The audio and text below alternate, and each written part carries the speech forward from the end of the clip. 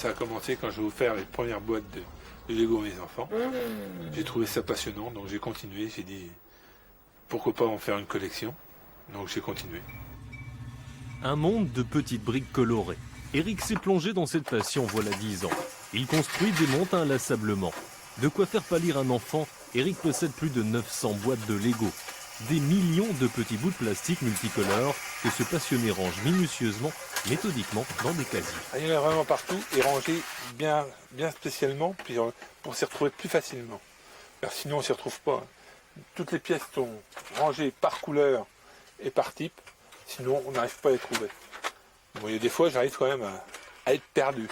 Mais il y en a partout, il y en a là, il y en a là, il y en a encore, même là, que là c'est que du technique.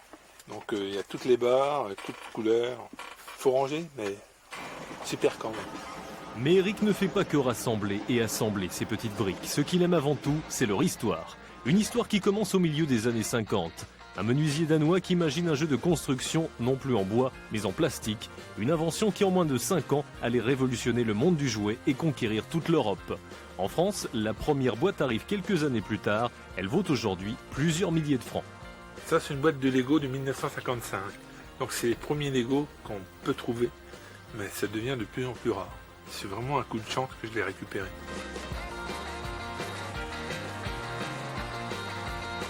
Les petits objets, c'est des vélos, des motos qui datent de 1956 et que c'était vendu aux enchères il n'y a pas tellement longtemps, 2500 francs la boîte. Un véritable trésor amassé au fil du temps de brocante en vide-grenier. Eric est aujourd'hui un collectionneur, mais surtout, il est expert en la matière. Le premier Lego, il est déformé, et tandis que maintenant, il n'y est plus du tout. Donc, quand il tombe, ça fait plus du tout le même bruit. Donc, je ne sais pas si ça va sur la table. Donc, ça fait vraiment du bruit différent. Car la matière plastique, elle a tellement évolué que c'est beaucoup mieux maintenant. Eric se réfugie plusieurs heures par jour dans son petit monde coloré de plastique et de briques, un monde qu'il construit et démolit au gré de son imagination.